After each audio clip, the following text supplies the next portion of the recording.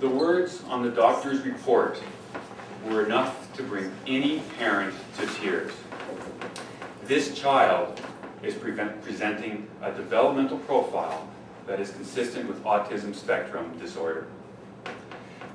Leo Kanner, the child psychiatrist at Johns Hopkins University, and in 1943 he first described autism based on a sample of only 11 children. The features include an inability to relate to people or situations, poor or absent language skills, repetitive verbal echoing, an excellent rote memory, an obsessive desire for maintenance of sameness, a persevering repetitive behavior, such as fidgeting, good cognitive potential, and a normal appearance. By the 1950s and 1960s, Bruno Bettelheim became a leading expert on autism in the United States, although his doctorate was in philosophy. He believed that children sensed that their mothers were withholding love from them. As such, they regressed inwards towards themselves and fell back into autistic behavior.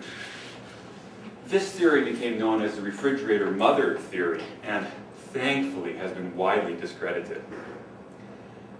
By the mid-1980s, the state of California started to see rates of autism rise. The Department of Developmental Services provides services for clients with autism, cerebral palsy, mental retardation, and epilepsy. Between 1987 and 1998, they saw the combined rates of those four diseases rise 70%. Autism, on the other hand, rose over 250%, while the state's population only rose by 20%. The highest rates were seen in the youngest age brackets. So the University of California did a study. In their final conclusions, they stated that this was a true increase in the rates of autism, and it was not influenced by changes or increase in population, nor in a diagnostic criteria. Of the 3 studies done prior to 1993, they generally agreed that rates of autism were around 1 in 2,500. However, in 2007, the United States Centers for Disease Control acknowledged that among 8-year-old children, the rate of autism was 1 in 150. So what does that number mean? Well, in Calgary, we have over 1 million people here. For every 1 million children born in North America in 1999, over 6,600 children developed autism. Other countries started seeing similar rises in their rates. Iceland, Sweden, Finland, Denmark, Australia, Japan, and our own Canada. A shocking statistic came from an area in England in 2006. Based on 57,000 children, they had a rate of 1 in 86. Just a staggering number. Autism is a disabling condition that, if left untreated, means a lifetime of care. It is estimated that each person with autism can cost health and social services between $3 and $5 million. If no more children were born with autism from today, the total cost is still in the trillions of dollars. And yet funding for autism is still minuscule. Leukemia affects 1 in 25,000 kids. However, they receive $310 million. Muscular dystrophy affects 1 in 20,000, and they receive $175 million. Pediatric AIDS affects 1 in 8,000, and they receive $394 million. Autism affects 1 in 150, and they receive $15 million.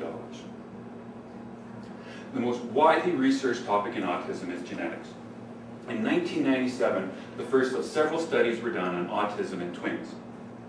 They found that generally, if one twin had autism, the identical twins shared the disease in about 75% of the cases. For non-identical twins, the rate was about 15%. By 2001, they had found autism locations on 21 of the 24 chromosomes. One location has to do with brain maturation, immune system, and the gastrointestinal repair. Well, why is that important?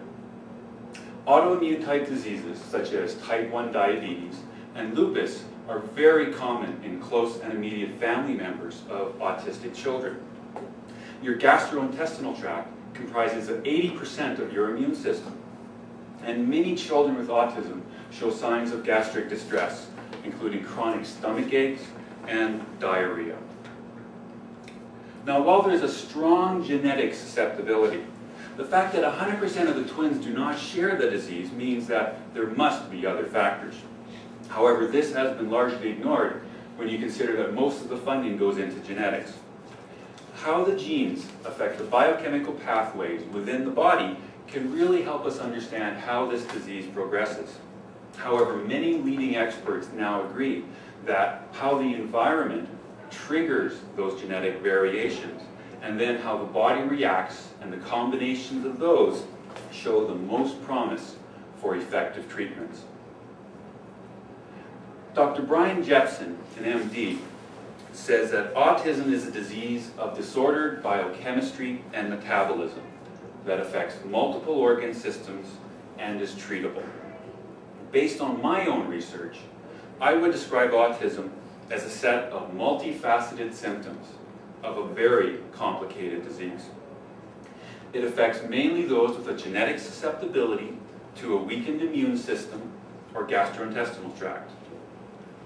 Pathogens or antibiotics can weaken that GI tract, thereby giving the opportunity for toxins, including mercury, aluminum, or lead, or other pathogens to enter the bloodstream. Those toxins or pathogens can also enter the bloodstream through the direct injection of a vaccine. Once inside the body, the invaders make their way to the brain, where because of the weakened immune system, they're able to cross the blood-brain barrier and inhibit neurological development. I believe in most cases autism is treatable and curable.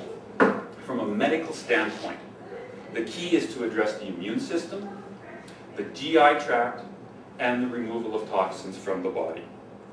And that is exactly what we are doing. For that doctor's report that I mentioned at the beginning, is for my eldest son, Logan. Through a combination of behavior and medical treatment, we are seeing a lot of great improvements in a lot of areas. And that is enough to give any parent hope for the future.